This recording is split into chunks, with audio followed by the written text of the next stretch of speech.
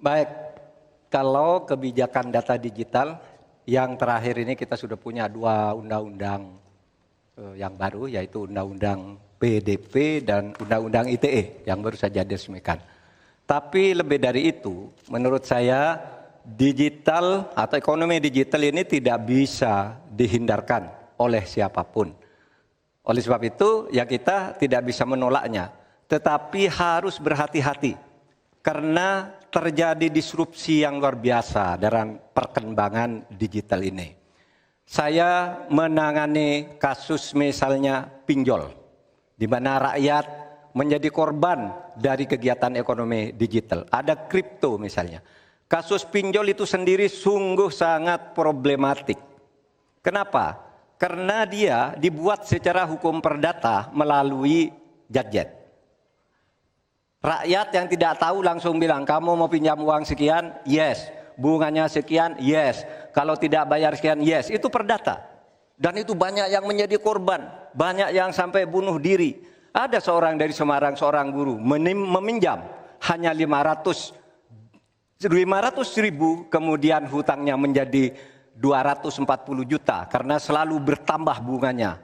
Kemudian ada yang sampai bunuh diri. Dalam hal pinjol ini ketika saya sampaikan ke Polri, tidak bisa Pak, itu hukum perdata. Ketika saya sampaikan ke OJK, OJK bilang itu bukan kewenangan kami. Itu bukan kewenangan kami karena mereka ilegal, tidak terdaftar. Berkali-kali saya panggil, kemudian saya undang dalam rapat bersama gabungan di Menko Polhukam. Kita nyatakan bahwa itu tindak pidana dan harus segera ditangkap. Itulah dalam sehari kemudian ditangkap 144 orang di hari itu juga. Sekian. Baik, tepat waktu. Selanjutnya kami berikan kesempatan kepada calon wakil presiden nomor urut 1 untuk memberikan tanggapan atas jawaban yang disampaikan oleh Pak Mahfud tadi. Silakan Pak Muhaimin, waktu Anda 1 menit. Ya, benar sekali bahwa antara perkembangan teknologi digital dengan kemampuan UMKM kita masih terjadi gap. Oleh karena itu harus ditindaklanjuti Pak Mahfud. Selain pemberantasan pinjaman online, judi online, ini pun masih harus diselepet lagi karena tidak komprehensif di dalam menangani ini sehingga pinjol masih merajalela, judi online masih merajalela. Yang lebih penting dari itu Pak Mahfud bahwa sebetulnya kemampuan untuk masuk pada dunia digital membutuhkan bantuan dari pemerintah untuk turun tangan. Menangani apa? Mulai dari literasi digital untuk UMKM. Yang kedua membantu push pemasaran bagi keberlangsungan UMKM menghadapi persaingan yang sangat ketat. Di sisi yang lain kita juga membutuhkan kapasitas teknologi kita supaya lebih bisa membantu seperti kecepatan dari internet yang sedang ada di masyarakat kita masih sangat rendah. Baik, harap tenang.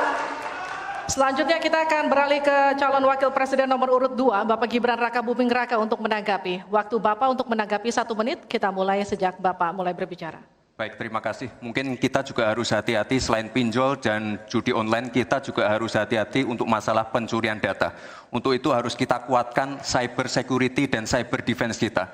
Itu sudah kita lakukan di Solo Teknopark, ada sekolah cyber security. Dan yang perlu ditekankan lagi adalah bagaimana para e-commerce ini bisa comply dengan regulasi kita. Jadi sudah tidak ada lagi nanti ke depan yang namanya shadow banning, yang namanya price dumping, yang namanya barang-barang cross border yang membunuh UMKM kita. Kita ke depan harus melindungi UMKM dan kita ingin sekali lagi, karena tadi Cak Imin bicara masalah literasi keuangan dan literasi digital, ke depan yang kita siapkan harus ada penguatan SDM, penguatan manusia digitalnya. Karena itu kita ingin anak-anak muda untuk ikut andil dalam hilirisasi digital yang akan kita canangkan sebentar lagi. Mohon tenang.